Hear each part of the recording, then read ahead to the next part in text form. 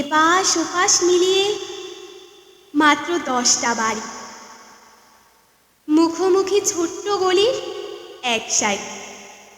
একদিকে 6টা পরিবার, উল্টো দিকে 4। আপনার বাড়ির নাম্বার 9। আমি জানতাম না এমন কি করে হয়। এই 9 আইসক্রিম লেন ক্রমে ক্রমে প্রাণীর আরাম এনে দেয় অনেকের বুকে। রক্তের মূল্যে যে দাম দিয়ে কেনা আমাদের মাতৃভাষার মর্যাদা ও স্বাধীন সার্বভৌম একটি রাষ্ট্রের যা কিছু গৌরব কিনবাড়ি। সবাই এসে গল্পে গল্পে মাতিয়ে রাখেন বিষ। জীবন থেকে আনন্দের অংশটুকু করেন সন্নিবেশ। স্মৃতির প্রতিবিম্বে অবলীলায় সামনে এসে বসেন শামসুর রহমান। গভীর রাতে উদ্দীপিত বাড়ি ফেরেন রাহাত খান। মূর্ধন্যের তরুণ হয়ে ওঠার দীক্ষা দেন রফিক আজাদ। তুমুল আনন্দিত বেলাল চৌধুরী রাতের আড্ডায়। মান্নান সৈয়দ চুমুক দেন গরম পেয়ালায়। শিল্পীর বাঁধনে বাঁধন হারা শহীদ কাদরি, নির্মলেন্দু গুণ সগৌরবে হেঁটে যান আহমেদ হুমায়ুন। সালেহ চৌধুরীকে ডেকে পাঠান আহসান হাবিব।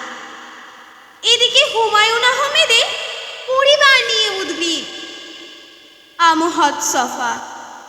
সরকারি কোয়ার্টার থেকে দাঁড়িয়ে কেমন রফা। সবাই এসে দেখতে পাই আমরা আবুল হাসান শুয়ে আছেন হাসপাতালে। সুরাইয়া দেখতে যান প্রতিদিন বিকেলে। সুরাইয়ার হৃদয়ের জেলে সবই আমরা শুনি। এমনকি আসাদ চৌধুরী বলেন সেই বিয়ের কাহিনী। আখতারুজ্জামান ইলিয়াস। উত্তরবঙ্গ স্টেশন, শেষ রাত, চারদিকে নীরবতার গান। কত গল্প তবু শেষ হয় না, থাকে আরো গল্পের রেশ।